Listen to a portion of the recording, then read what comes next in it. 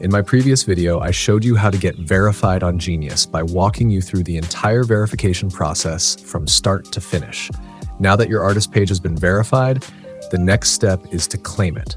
In this video, I'll show you exactly how to claim your verified Genius artist page so you can manage your profile, update your artist information, verify and correct lyrics, and access the available artist features. Let's get started. Step 1. Open the email you received confirming that your Genius artist page has been verified. Inside that email, tap the Claim Artist Profile button.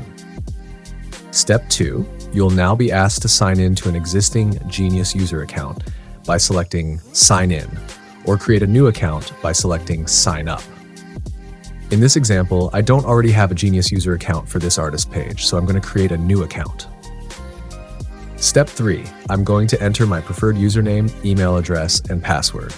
Once I've filled in the required information, I'll tap the Sign Up button to complete the claim process. And that's it. You've successfully claimed your verified Genius artist page. You now have full access to manage and customize your artist profile, verify and correct lyrics, update your artist information, and use the available artist features.